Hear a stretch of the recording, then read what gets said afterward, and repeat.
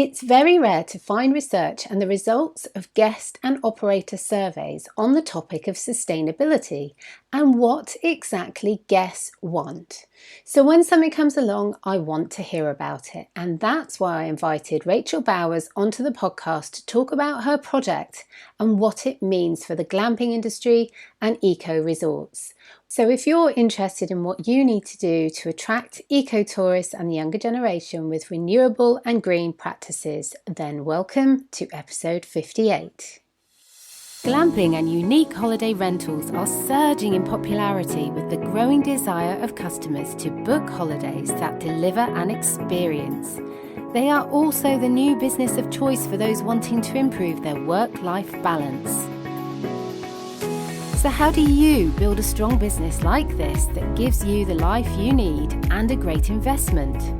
I'm Sarah Riley and I want to share what I've discovered after being immersed in this industry for over 20 years to inspire you to find out more about what's going on. Welcome, this is the business of glamping and unique holiday rentals.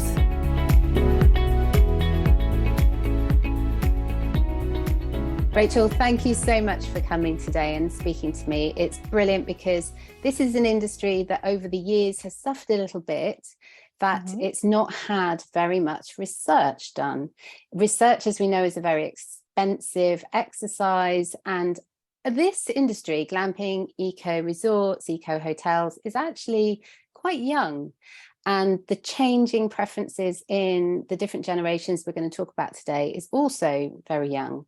So when I hear that someone's done some research, and it may not be in the country that I'm based, but it certainly gives lots of indicators in numerous countries. I'm always very interested. But before we go into that and the research that you've done, I'd really like to hear a little bit about you and what's got you interested in this and where you've come from and your aspirations for the industry. So tell me a bit about that. Sure. Thank you so much. And again, pleasure to be here on the show today. Thank you for having me. Just a little bit about myself. I'm fairly new to the eco-sustainable travel sector. However, I've been in the hospitality business on my own. Started out small, like many of your listeners here. Had our first Airbnb operation in 2016, and then had numerous ones to follow. So that's really where I started in the hospitality industry. And after getting into that, having numerous properties and then starting to manage properties and startup properties for others, I found that I was really enjoying myself. I really loved what I was doing in this space, and I wanted to actually do a total transition at that time. So, I was also simultaneously running and managing my own yoga studio. So I was in the health and wellness sector as well, doing hot yoga and following that sort of passion. But I really wanted to take the next step and really dive in headfirst into hospitality. When you find something that works for you, for me at least, I go all in. And that's when I decided to go back to school. I never thought I would get my master's degree, never wanted to get it. I was in a successful sales career prior to the yoga studio, and I said, oh, I don't need to go back. But I found something that was really interesting and passionate for me, and then went in to do a dual degree at Swiss Hotel Management School. And that's where I got my master's in international business and hospitality management. So from that, it just kind of kept snowballing. We had our master's thesis that we had to do. And I really started to dive into the eco and sustainability space during my research, and found it extremely interesting and fascinating, and absolutely something that we should all be educating ourselves on moving forward. So what is it about this particular area of the industry that you're interested? Because there's so many different parts to the hospitality industry. And I know from experience that when people kind of start dipping their toes in, they get really passionate about it, or they leave it behind them because it's completely not for them. But this has obviously gripped you. It's gripped you properly. And why specifically eco? And what is it about that that's interested you so much? Sure. So I think, I've always been very interested in newer technology, the looking into the future. Let's say what's happening next, where are we going, what direction are we going in? And I think if it weren't for the exact timing of, I was doing my master's during COVID, and we started seeing all these rapid changes within the industry. And I think we were already going in the sustainability and eco-friendly space as a whole in hospitality. But I think it definitely expedited that process where you saw more people wanting to get away from it all, get out into nature, reconnect, distance themselves from others. And also, with the work from home order, you could now travel during the week. You could travel, get in your car, drive an hour away. So I found it to be really interesting looking and said, okay, wait, there's something really big happening here. There's somewhat of a revolution happening. You might say it's related to the fourth industrial turning. This is where we are at right now. So I found that to be really fascinating. And I also was kind of scratching my head when I was really diving into it and say, okay, well, what's going on here? We have all these hospitality leaders in the world, and it seems as though they're stuck, right? We're not really moving forward at the pace we'd all hoped for. And, with Paris Agreement and all these different things in place, we have these sustainable goals as a whole, but it seemed like there was a problem in the industry, or a challenge in the industry. And I thought, okay, well, I'm really into this. I want to know more. I think, I've got a child, and of course that also heightened my awareness of taking care of planet Earth, right? Because this is what we're going to be leaving for our children and future generations. And we definitely need to start making some changes. So that's where I said, okay, let me dive into this, see where I can help out, see what I can, sort out, and find solutions to moving that needle a little bit further in hospitality, more so on the small and medium-sized enterprise space. Mm. So it's really interesting that you say that, because I've heard that from quite a few people, especially after COVID and after lockdown, and many people talking about those clear skies from no aeroplanes, and the obvious and very tangible drop in pollution that we were seeing everywhere, because people were just not as active as normal. And realizing that actually a big change in behavior can bring about significant benefits to the environment and everything else. So you're not the only one who's talked about this, but I think probably what you are the only one that I've come across who's actually done some really significant research, which is fantastic, particularly linked to the eco hospitality industry. But whereabouts in the world does the survey kind of cover? Because I know you're based in Germany, yes? Right. So where does it cover? Just Germany, or is it wider than that? Tell me a bit about how you set the survey up. Sure. So initially I went into this because I was looking, I guess you could say for selfish reasons, looking at how can I get that competitive edge in my own business? Where am I going to take this? And now I've got, I'm finishing up my master's, doing the thesis. And I said, well, why don't I do something that I can apply to my own business here, where we find solutions in the space that aren't outrageously expensive. If we're looking to start to head in the right direction, get that competitive edge or the pioneer advantage, what should we be focused on, right? We don't, as of right now, there was a big gap in the research in terms of guest preferences. So I wanted answers to those questions. And I also wanted to see how COVID had impacted the decision-making process and the perception of value on eco-innovations in a post-COVID travel era. So those were essentially the answers that I was looking to get in this study. And I didn't, me being an American and living abroad, I really wanted to make this more on a bird's eye view globally, just to see if we could find any sort of generalized trend among younger travel groups. So this, the study was with Germany in mind. However, it was also put in place as, at the end, we made somewhat of a starter pack for SMEs that could be applied, all around the globe. So when we're talking about SMEs, that's small and medium enterprises, yes? Correct, yes. And so just touching on there for a minute, just so we get a flavor of what you're planning for your own business. What are your plans? What are you hoping to set up? Sure. So what I was looking to do is fill the gap, right? Provide something where the demand was not being met. And what I found is that there's still a fairly large gap. You've got, if you're looking to travel sustainably, you don't have a lot of options, particularly here in Germany. It's a massive issue where you either have to go camp with no water in the middle of a rainforest, or you're paying $1,000 a night to go to an eco hotel or eco resort, I should say. And I really wanted to provide with my own concept something that was obtainable and affordable to the general public, to people that are just, instead of going to a normal hotel, paying 150 to 250 a night, um, and continue in this wasteful way, provide them with something sustainable and make it obtainable for everyone in the general space. I think the only way to really move the needle is to make it more mainstream, more affordable. Luckily, we do have glamping, which is, I think, starting to fill that gap, which is wonderful. But eco-friendly and sustainable practices are not always synonymous with glamping. So I think that's why, I'm happy to speak here today and help anyone out there that's looking to take their concept, their existing project, and just start to slowly convert it into a more sustainable long-term operation without breaking the bank. Mm.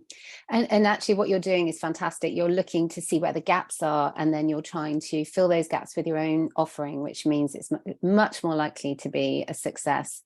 Many people don't do this. They certainly don't do the kind of level of study that you've done in terms of this survey. So what was the kind of age group of the people that you surveyed, and what kind of numbers are we talking about here? Sure. So it was actually a little bit lower response than I was hoping for, but we were on a 4-month time scale because we did have deadlines with the master's program. But I think we got a good amount of participants considering the circumstances.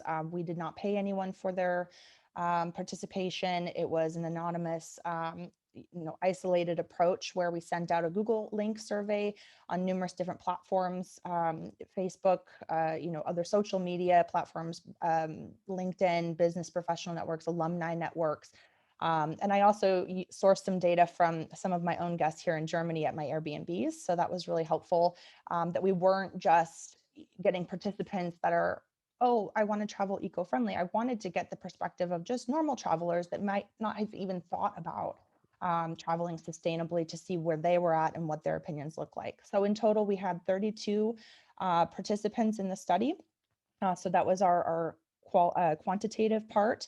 And then the second part was the qualitative survey. So I interviewed 3 successful eco hotels in Europe, UK, and North America, to see what their best practices were, what they found to be successful and working for them.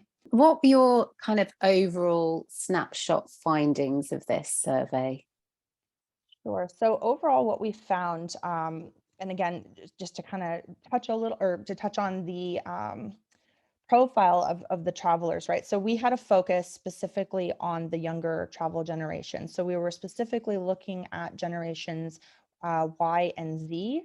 So within that space, we're looking at those travelers that are typically paying between 1 and 300 per night, the majority of them. So it is very specific. I think it's important to mention that we're not talking about eco resorts. We're not talking about your backpackers. We're talking about the people that would be booking in this space. So from that, we found that the top eco innovations that would likely have the biggest return on investment and value, or bang for your buck, I should say, would be switching over to bio-organic food, doing plastic-free facilities or low waste facilities where you would have receptacles that could sort all the different trash. You would have high value as well with solar and clean energy. So something like LED light bulbs, solar panels. And then most interesting finding, I think, was actually the electric vehicle chargers. While there wasn't a huge amount of demand for it, what I found interesting was that we had 4 electric vehicle owners participate, and all of them were largely influenced by having an electric car charger on site. They said that would be potentially a decision for them. If they had an option between one that had one and one that didn't, they would likely always choose the one that did. So I found that to be interesting as well. Overall, to put it all together and with a bow on it, you could say that the visual attributes have the highest value or perceived value among these travel generations. So meaning, if you can see it, they automatically, it improves the guest journey, it improves their value perception, and their overall satisfaction, meaning higher reviews. They leave feeling good about where they've stayed. We found also from some of the interviews that some of these higher end resorts were practicing sustainable, they were adding in eco attributes, but it was not visible. So let's say a gray water, reusing gray water, or pipes being wrapped, stuff that the guests were not aware of, they didn't see it. So therefore there was little to no value there.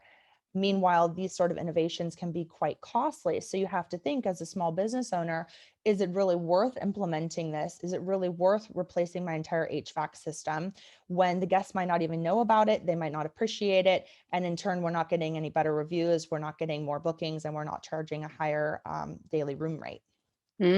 That's really interesting, because actually, even though it may be more expensive, it might actually bring some better environmental benefits, but because the guest isn't seeing it, they're not valuing it, and therefore, yeah, that's very interesting. So return on investment isn't so good on those particular items. Right. Just jumping back very, very quickly, because I realized as I was listening to you, not everybody understands what generation Y and Z means. Can you just give us a quick summary of the profile of those people? Sure. So it varies a little bit. If you do a Google search, you might find slightly different answers. But generally speaking, Generation Y are the millennials. So they would be born between 1983, give or take, till about 1996. And then from 1996 up until, give or take, 2011, 2012, we have our Gen Z. So we're looking at people that are between, I would say, 10, 12 years old, all the way up to 38 years old would be, I guess, essentially our future generations of travel that we should really be looking at, particularly Gen Z. So why do you think it's so important for the environmental hospitality space to be thinking about that particular generation? Is it because they are, you tell me your perspective of why that might be. Sure. So I think COVID obviously changed quite a bit, where we started to rethink our wasteful ways. Like you mentioned, we saw clear skies, there was dolphins swimming around in Venice, and, we started to see nature start to come back together. And I think we all liked it. We're like, wow, this is kind of nice, right? So I think it's changed, number one, at least for millennials, their way of thinking.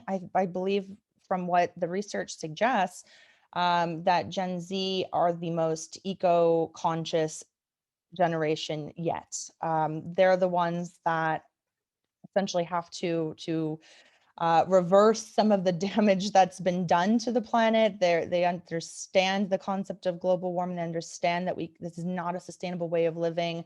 And they're the ones that are really driving sustainability as a whole. You can see it not just in hospitality, but with a lot of the other products and discussions going on that are targeted at this generation.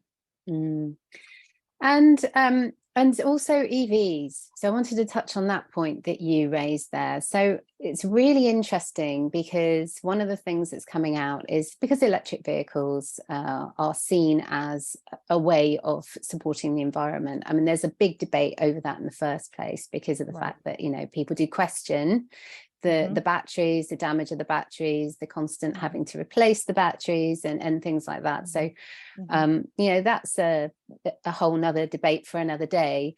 But it is something that is starting to come out with feedback that we're getting from guests from the industry. So actual businesses running at the moment, the feedback they're getting exactly the same as what's come out in your survey. And the whole idea that someone with an electric vehicle has what we call at the moment range-itis. They need to know the range they have and where will they be able to charge up en route. And although many of the vehicles do actually have an indicator of there's an EV point coming up, or there's an EV point on your route, and so you can plan your route, there's definitely this sense of, if I'm staying somewhere, I want to know that I can plug in and recharge. And so it's becoming quite an interesting guest magnet, a booking magnet, which is on similar levels to hot tubs, believe it or not, is also a bit like that. But whereas EVs are debated as being a bit more environmentally friendly, hot tubs are not debated as being environmentally friendly. They very, very much are not, because the chemicals they use, the energy they use, the filtration, everything else is seen as not environmentally friendly, although it's nice for the guest. So there are kind of alternatives to the hot tub. And I wondered if there are alternatives to the EV stations. So, you know, whether, I don't know if you're in your survey, there was any feedback about, you know, if there was an EV station nearby rather than actually at the guest accommodation, would that also be okay? Is that something that you talked about, or was it very much they said, no, it needs to be on site? Yeah, and that's a great question. All very good points there. So we had to narrow down the focus on it, so that was not a part of the study. But I do think that for anyone that wants to pick up on the research, that would be a very good point to add in to get clarity on that and get more of the specifics on the preferences for each of the eco-innovations that were recommended. I think it's really interesting as well that what you've highlighted in this guest survey is essentially customer magnets and methods for magnetizing customers. And at the moment, there's a lot of debate, conversations around the bookings and how people can increase their bookings, how they can make their business more profitable, more efficient, and all of these other things that we're talking about. And to actually have a survey which helps to highlight things which certainly guests of the future and what we're seeing now already coming through the system are going to be demanding, and not just in a, you know, a small way. They're actually going to be making their buying decisions based on this. So that's really interesting.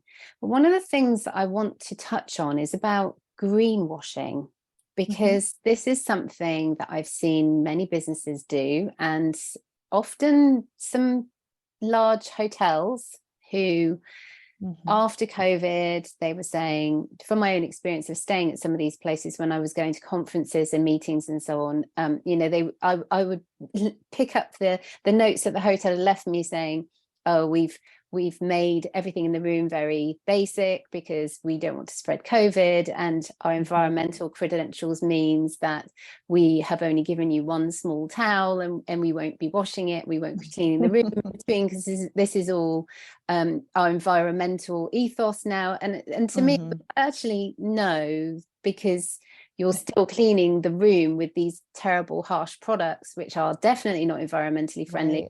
So actually, you're just greenwashing. And what you're doing is you're using COVID, you're using pandemic, and you're using the environment as a way of saying you're doing all these things, but you're just saving money. You're trying to increase your profit. And that's greenwashing in my view. So, I mean, this is a huge debate in itself, probably, but what's your view of maybe the guest preference around greenwashing, but also, are they clever enough to figure that out in general, would you say? What's your thoughts on that? Yeah, I think that's an excellent question, right? You know, it's become such an issue with these larger hotel chains with greenwashing, you know, and you also brought up a very good point on, you know, the part of where we associate sustainability with sacrifice. And I think that, you know, to address, kind of to go back to what you were speaking of in terms of the greenwashing, when you add in these visible eco attributes or eco innovations, I think it really helps to prevent the feeling of greenwashing, where you can then build that trust because they can see it for themselves, right?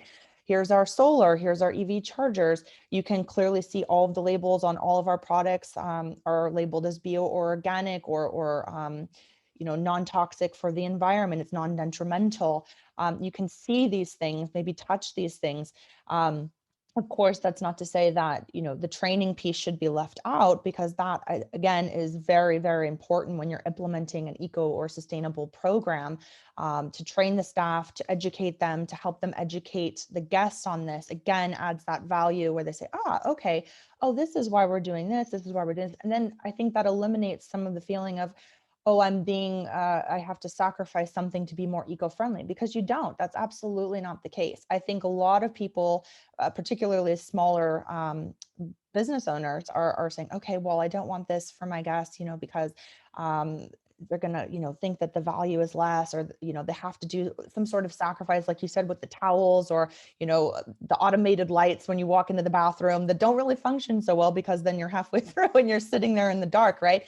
So you don't have to have the sacrifice with it, and I think that's a part of my research as well, is how can we add to the guest experience and the guest journey without sacrifice. And in terms of the greenwashing, this happens quite often. We saw, you have these big hotel chains. Yeah, we clean up the ocean every year. It's like, well, do you? We have no way to actually know Mm. if you do or not, because you'll look it up online. You'll try and dig into it on their website. You can't find anything.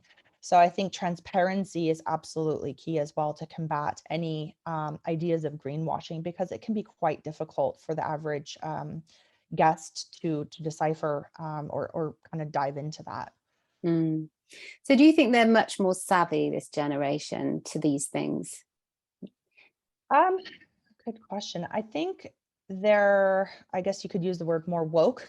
As, Joe Rogan so has nicely mentioned, but I think the generation's definitely more woke in that sense, that they are more aware. It's more important to them than previous generations, like the boomer generation, where they're actively looking into being more sustainable at home when they travel.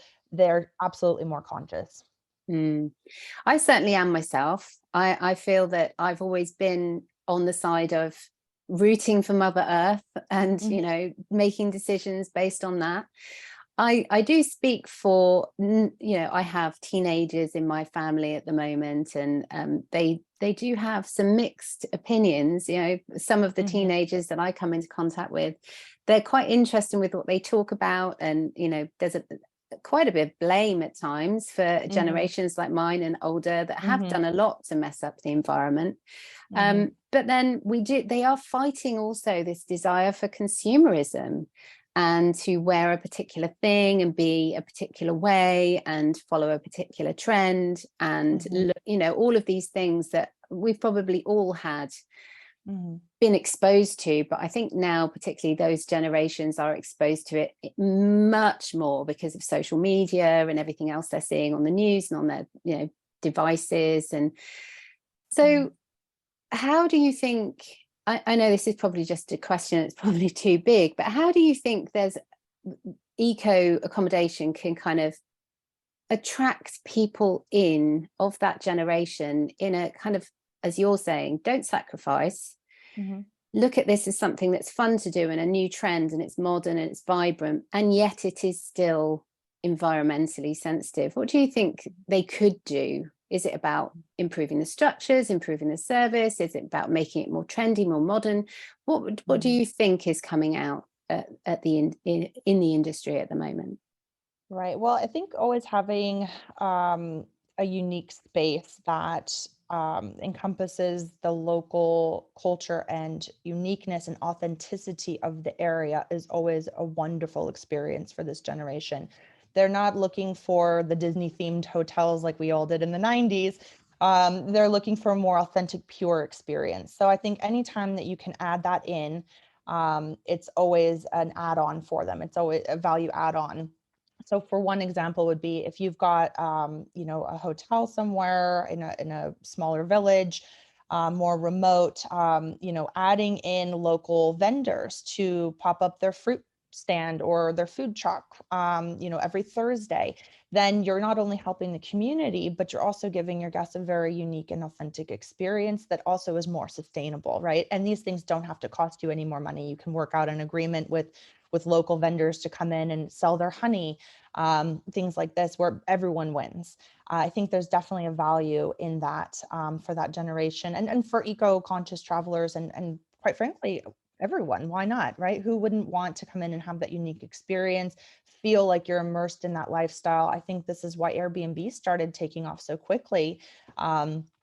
Back in the day, just because they offered that authentic experience. You feel like you live there, you belong there, you're a part of it, you're fully immersed.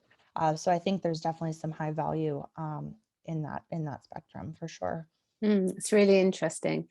So, with your business in Germany, where are you based in Germany, by the way? Is it north, south, east, west? Which Sure. one? We are just outside of the greater Frankfurt area. We're out in Rheingau wine country. And what kind of ideas have you got at the moment for your business and structures and so on, if you're willing to share? Sure. So right now, everything's been put on ice. The pestle wasn't looking too great over the past few months out here in Europe. We had more or less all the pieces of the puzzle put together. We had, developers, investors. We were just missing the land piece of it. But then in the last 6 months, everything that's been going on, unfortunately, with Ukraine and the energy crises and the labor shortages, and we've decided to put everything on ice. And at the moment, we're now working on a project out in the States, so Greater Lake Tahoe area. So I'm actually working on facilitating and putting together a team. We've actually got some very great people on the team so far. We're in the works with a few people that have been on some of your earlier podcasts as well. So that's in the work, but I guess that's another podcast for another day. But we are working with eco resort operator, and we are scouting land at the moment. So we're hoping to build up something out there that would be really special, unique, and first of its kind in that area. Oh, that sounds really intriguing. Well, I can't wait for you to let me know when you're ready to talk about it. But Absolutely. I think you really highlighted there just something that so many people are going through at the moment, which is the pivot. And in fact, it's a word that I've never heard talked about so much since 2019, when the pandemic first hit, and then of course the economy was crumbling and is continuing to crumble, and everything else going on in the world with the political changes and wars and you name it, we've got it seems at the moment. But the pivot is particularly interesting, and actually a business owner's ability to bend, shape, and be flexible to the situation going on is just so important. And often people see it and talk about it as if it's a failure almost, that they've had to pivot and they've had to change. But I absolutely do not think that at all. And I think it's great to hear you talking about that, as in, well, we've put this project on ice, but we're working on this project, which at the moment is probably better because of X, Y, and Z. So I think that's brilliant. A really great example of someone pivoting and doing, responding to their environment. And, this kind of business epigenetics right there. It's really interesting. Right. So it's really good to hear. Yeah, I think it is tough because you've worked so hard and so long on one particular project, and then you're almost there, you're almost ready to pull the trigger, and then politically things start to crumble around you, and you say, okay, this is really not looking good, and then something else happens, and then you get to your point where you're like, okay, well, we've just got to put it on ice. And I don't think you don't have to be discouraged by it. I know we'll pick it back up when things look a little bit better. We are looking at doing some other projects in Portugal as well. So, nothing lost there, because I think everything is a learning experience, and everything, even if you don't know it, the work you've put in somewhere at this point, even if you don't end up bringing it to fruition, it's still a learning experience. And maybe 5 years from now, maybe next month, that education and that information will be useful to you in some unexpected way. So I don't think, my advice would be not to get too discouraged on it. It's going to benefit you in some way, shape, or form, and just keep going, keep pushing forward, and don't look back. Keep learning, stay curious, and get Yep. support when you need it. That's Yep. absolutely for sure. Oh, well, thank you so much for coming on the podcast today. It's just been a pleasure to speak with you. You're obviously very knowledgeable about what's going on in the industry, particularly with the younger generations. And I cannot wait to hear more about your projects as you progress. Thank you so much. It's been a pleasure. So if somebody wants to get in touch with you, just say how someone can get in touch with you, your website, and maybe contact details. Sure. I think we're working on the website at the moment, but anyone can reach out to me via LinkedIn. So it's linkedin.com/in/Rachel, Rachel Bowers, Bowers. And I'd be happy to share the full case study with anyone. If anyone wants to read through a 100-page academic paper, I'd be happy to send it over, or just, discuss. I'm always interested in getting involved and hearing other people's stories, because again, I think information sharing is the best way to push forward in this space. You've got such a niche here, and it's like its own little community. So I think whenever we can help each other out, we should. So I'm always open for communication. Absolutely. Well, that's great. Thank you so much, Rachel. Lovely to speak to you today. Thank you. You as well. As always, if you found this helpful, if you found this useful, if it's going to change the way you do business in the future, then please leave a review. We read every single one that we get, and we are so grateful. And if you want some extra support, some masterclasses on how to set up a glamping business, how to get your guests, how to get support from a community of like-minded people, go over to the Glamping Academy. You can find that hosted on inspiredcourses.com. Alternatively, you can just put into your lovely search bar on Google glamping.academy. I'm looking forward very much to hearing from you. Take care, have a fantastic time, and hope you can join me here again.